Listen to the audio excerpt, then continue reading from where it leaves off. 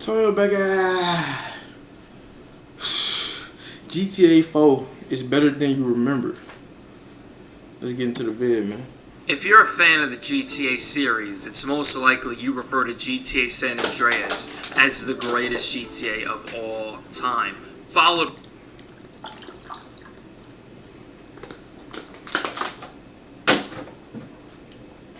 What's everybody's favorite GTA in the comments below? Hold on.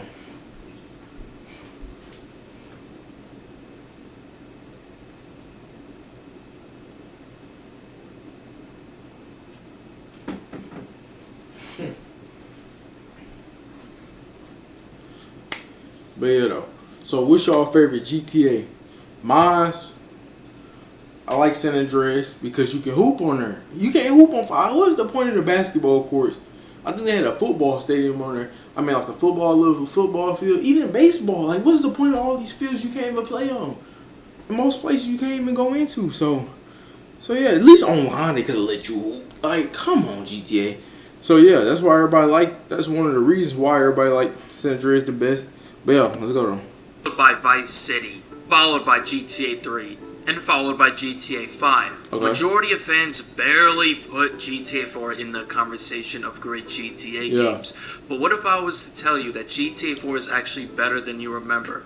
What if I was to tell you that GTA 4 is actually, without a doubt, the most underrated GTA game of all time? Let's get... You know, me looking at this mission, bro, GTA 4 missions used to piss me the fuck off, especially when you gotta chase somebody in a car. Oh my god, bro. When you gotta chase somebody in the car, when you gotta chase somebody ass in the car, oh my god, bro. Do it. I don't know what it is, but you used to fail something. You used to get so mad that sometimes you get close, you have a little life left, and somehow you get killed. Bro, that shit used to piss me off, bro. Get into why. But no, GTA 4 is slept on, though, for sure. Let's start off with the story. In my opinion, without a doubt, hands down, the greatest story in GTA history. The gritty background of the protagonist, Niko Bellic, who fought in the Yugoslav wars. He was eventually smuggled into Liberty City. He moved there for a new life, but was sucked back into a life of crime, doing work for the Russian Mafia, one of the most heartfelt and dark stories in a video game ever. It introduced some of the most iconic characters in the GTA history as well, such as Roman Bellic, Brucey Kibitz, Dimitri, Playboy Axe, Patty McQuarrie, Little Jacob, just to name a few. This story gives me chills, and it actually makes me feel for Niko. I think that was on 3. I think 8 Ball was on 3. Some of the characters in this story, as stupid as that sounds. This story was just fantastic. Rockstar was looking like this after they wrote the story for this game. You either have a choice to... Oh, they said they put the LeBron takeover face. Okay. Either forgive Dimitri for betraying you and do it deep. Is that why they holding up with 6? Because it's been 10 years. 6 better, man. When 6 come out, man, 6 better be crazy. Like, I'm not playing. I'm not shit. 6 has to be crazy. It has to. It's been there 10 years. It's finna hit 9, and then 10 years gonna like, no, bro. Like, I'm telling you, bro.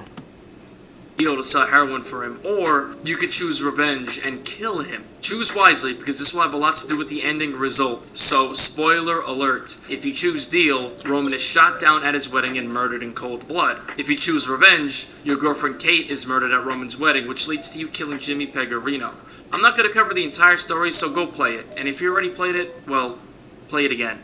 So will play it again. What can I say? GTA 4 has the most realistic gameplay in any GTA title to date. The physics are mind-blowing. You can shoot guns out of people's hands. You have the brilliant Euphoria ragdoll system, adding so much realism to those who are shot.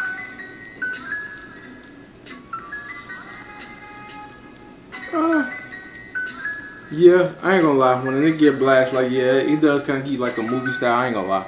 That shit is kind of hard. They do kind of go crazy with that, I ain't gonna lie. The ability to pick things... Now, for us, like, GTA 5, like, GTA 5 is good. The reason why I get what he's saying about 4 was more of a calm thing. Niko was one of them calm niggas. It was a calm thing. I think this still was around the era where niggas weren't even talking in the game and shit. Actually, CJ did talk in the game, but he really wasn't talking in the game, right? It was one of them. But the thing is, like GTA 5, I mean, it was more calm, like a calm. He was like a cold killer. You know what I'm saying? Like he knew what he was about. He was trying to get away and start over type shit. But like he said, fell back into that shit. Then you look at 5, it's more like rowdy and shit, which is cool. It's more like, you know, it's up social. off the ground. Unlike GTA 5, this game actually has weight. If you drive a truck, it feels like a truck. If you're going full speed on a bike, you go flying off the bike like you would in real life. And it's actually the most fun thing ever. Oh yeah, I remember that shit. No, that shit is funny. The ability to parkour in this game just goes to show how much effort was put into the physics of this game. Something we haven't seen in a GTA game since. Damn, now the most controversial thing about GTA 4 that turned players off this game is the driving. While being realistic, it feels like they tried a little too hard, making the cars rock back and forth like boats, and every car has awful brakes. Personally, I love the drive to GTA 4. It is challenging and at times can be really fun, but that's my GTA 4 bias coming into play. I can admit that this is easily the worst driving in a GTA game to date, and that's what people were complaining about when this game dropped. In fact, the majority of fans complained about the physics of this game.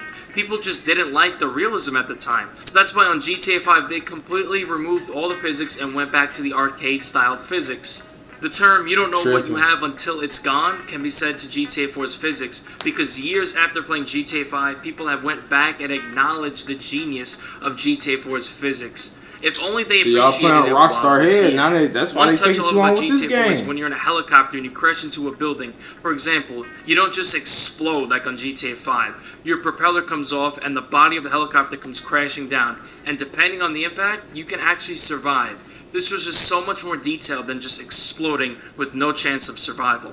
Dude said no chance of survival. I mean, GTA 4, while being a masterpiece, also has a lot of missing content and features from previous GTA games that fans loved, and was another reason why fans disliked this game.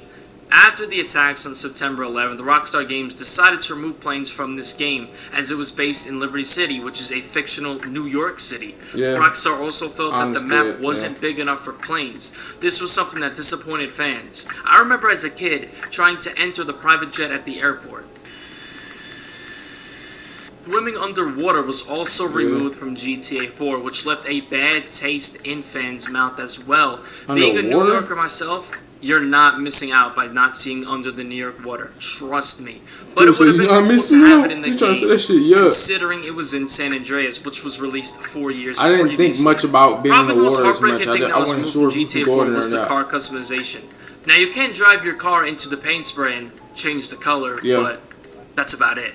I was disappointed as a kid that this was removed. If car customization was in this game, people would have done a 360 and gave it props at the time. Parachutes were missing in the base game of GTA 4, but were introduced back in the Ballad of Gay Tony DLC. Character customization also took a hit on GTA 4, having very limited clothing and removing the ability to give Nico a different hairstyle. Tattoos were also removed, so yeah, the character customization for the most part was one of the biggest flaws of this game. But without negative, there is no positive. I can't wait till 6 come out, bro. Can't wait. Like, I just know when GTA 6 come out, that's the only game everybody gonna play. Every other game, even if they knew, they not gonna worry about them, bro.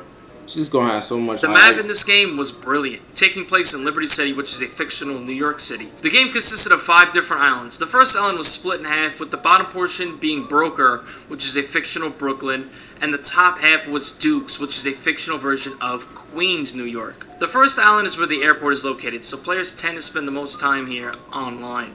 That little island at the top, that's called Bohan, which is a fictional version of the Bronx. Probably the most unpopular place of the whole game. But this island is where the landmark Triangle Club is located. GTA 4 you know. So Algonquin is obviously a fictional Manhattan. This is my personal favorite island in the game. Times Square at night is such a vibe. You have construction sites, tall buildings, and Holland, which is a fictional version of Harlem. What is there not to like about Algonquin? There's too much detail to even explain. So let's move on to Alderney. Alderney is a fictional version of New Jersey, and it is laid out perfect. At the bottom, you have the industrial district, which is what Jersey is known for. And at the top, you have all the rich mob bosses. What more can you want? Now, there is just too many interiors in this game to even include in this video, but just know there are 10 times the amount of open interiors in this game than there are in GTA 5, something that players took for granted while this game was out. Places like the Cabaret Club, the multiple superstar cafes, random buildings, Burger Shot and Clucking Bell, which you can't even go into Burger Shot in GTA 5. Like, what is GTA? Exactly, like, you can't go in. What restaurant can you even go in? I mean, you can go to the store and get you some weak ass snacks, but besides that, ain't no other food spot you can go to. Yeah, without Burger Shot. The Majestic Hotel, which is enterable if you use a helicopter and fly to the roof. And one of the most detailed ones, the museum, where you can actually destruct the dinosaur exhibits. So much interiors that, in my opinion, no open world game can touch as far as detail. What makes this game even more insane is that every interior is different, unlike GTA 5, where every apartment and stilt house looks exactly the same. I've been playing GTA 4 for 14 years, and I still, to this day, find different interiors in this game. That goes to show the effort that was put into this map. They really wanted to make Liberty City feel real. Some even say that Liberty City itself is the main character in GTA 4, and I wouldn't argue against that. GTA 4 though. You couldn't hoop though. You know what I'm saying? That was an L. Here we are. The mode that single-handedly killed GTA as a whole. Online mode, or as it was called on GTA 4, multiplayer. Before Shark Cards and Oppressor Mark IIs, we had GTA 4 multiplayer. GTA 4's online consisted of Party Mode, which was a sandbox mode that you can play privately with friends. Free Mode, which was like Party Mode, a sandbox, except it's public, so anyone can join and you can customize the game, like restrict certain weapons, change the weather, traffic, etc. I can see why a lot of players didn't prefer this online, because you really had to be creative on Free Mode and do things like I do on my GTA 4 online videos. But if you do have a creative mind, it could be tons of fun. I think the Ballad of Gay Tony Online is the player's choice. I never played online though. Content added to the game, such as buzzers, explosive snipers, parachutes, and new vehicles. The game modes on GTA 4 are brilliant and tons of fun. You have death matches, team deathmatch, the fan favorite Cops and Crooks, Mafia Work, Carjack City, races, GTA Race, Team Mafia Work, Turf War, Deal Breaker, Hangman's Noose, and Bomb the Base 2. GTA 4 Online is way more appreciated these days because it was authentic. Money wasn't a factor in the fun. It was just you and your friends having a good time. Sure, GTA 5 is way more content in the online mode, but they have it all locked behind a paywall, making it feel like a full-time job, whereas GTA 4, you don't pay for a single thing online. Overall, online on GTA 4 is a great time. You should give it a try if you haven't. Like I said, never played it online. They still got the servers up for that shit? Let's talk about the radio in GTA 4. No, they had some. They had some shit. You had classic New York hip hop to give it that gritty NY feeling, mixed in with some pop and R&B. If you're a biker, don't worry, they got you covered in the rock section. This game had songs for every mood. In my opinion, this is the greatest radio of all time in a GTA game. The theme song for this game just worked. They be putting little new shit in Sony Connection fit Niko Bellic better than anything. They were really in their bag choosing songs for this game. But they should let you put your own shit though. Was eerie and fit the dark feeling of this game. Overall, I have no complaints on this topic. Instead of mainstream songs like on GTA 5, they added songs majority of fans never heard of before. I know I was put on a lot of songs from this game, some I even still listen to this day on my own dime. Custom songs like Anybody Can Get It by Uncle Murda, where he shouts out parts of the actual GTA 4 map, made it feel like the city was actually a real city with some life. If only GTA 5 carried that same energy. Hey. To sum it up, GTA 4 was a fantastic game, and I'm glad after well over a decade it's finally getting the recognition it deserves. It has aged like fine wine, more due to the head of its time physics, which to this day hold up amazingly, and even can still be considered top tier compared to newer games. Yes, GTA 4's gameplay rivals today's games. GTA 4 was the last true Grand Theft Auto title, where it was all about quality, and not trying to farm money from the consumer, but instead entertain and please the consumer. While a lot was removed, it was the first GTA game of the next gen, so that was expected. And what we got was a masterpiece that will live forever. People were sleeping on that bitch though. It's cool. They don't get the game fucked up. You know what I'm saying? I like GTA 4 for sure. One of the good ones. I think I got into.